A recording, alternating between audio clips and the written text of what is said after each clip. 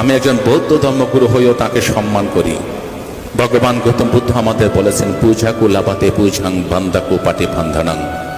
যারা সম্মানীয় ব্যক্তিকে সম্মান করে, যারা পূজনীয় ব্যক্তিকে পূজা করে, তারা পূজা সম্মান লাভ করে থাকে।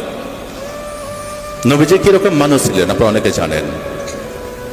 অনেকে মনে করেন যে নবীজি খুব কঠোর মানুষ ছিলেন।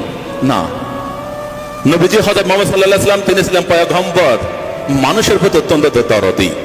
আপনারা জানেন সেই সময় ইহুদিদের সাথে যে মক্কা মদিনার যে লড়াই চলছিল, ইহুদিরা ছিল আমাদের নবীজির প্রধান এবং প্রথম শত্রু। সেই একই যে ইহুদি ভদ্র মহিলা নবীজিকে একদম দেখতে পারতেন না। নবীজি যেদিন যে পথ প্রতিদিন নামাজ আদায় করতে মসজিদে যেতেন, সেই ভদ্র মহিলা কি করতেন? ইহুদি ভদ্র মহিলা তিনি প্রতিদিন দুনিয়ার নোংরা জিনিসগুলো সব রাস্তার মধ্যে রেখে দিতেন। কেন?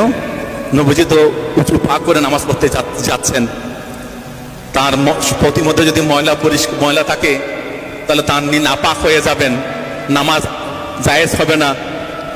সে ভদ্র মহিলা, ইহুদি ভদ্র মহিলা তাই ভাবতেন। কিন্তু নবীজি তিনি তো মন শুদ্ধ, অন্তর শুদ্ধ, তিনি গিয়ে নামাজ আদায় করতেন। প্রতিদিন তাই হতো, প্রায় চলছিল। একদিন নবীজি যখন যাচ্ছেন, দেখলেন যে সেই জায়গার মধ্যে কোনো ময়লা নেই, রাস্তা পরিষ্কার। নবীজি ভাবলেন কি হলো, এই ভদ্র মহিলা কোথায় গেলেন, যিনি প্রতিদিন আমার নামাজে যাওয়ার পথে ময়লা ফেলতেন, কাদা ফেলতেন, নোংরা ফেলতেন। তিনি খবর নিলেন তিনি কোথায় থাকেন। চলে গেলেন সেই বৃদ্ধা বুড়ি মার কাছে, গিয়ে বললেন, দেখলেন যে তিনি বিছানায় শায়িত। নবীজি বলছেন, মা তুমি কি অসুস্থ? বলছে, হ্যাঁ বাবা, তুমি কে? বলছে, আমি সেই হযরত মুহাম্মদ, যিনি প্রতিদিন নামাজ আদায় করতে যাওয়ার সময় তুমি নাপাক করার জন্য ময়লা ফেলতে।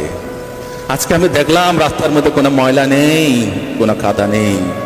আমি বুঝতে পারলাম তুমি আর কোনো ক্ষতি হয়েছে, তোমার কোনো অসুবিধা হয়েছে, তাই তোমাকে আমি দেখতে ছুটে আসলাম। আমি আল্লাহর কাছে দোয়া করছি, মা তুমি সুস্থ হয়ে যাও, তুমি ভালো হয়ে যাও।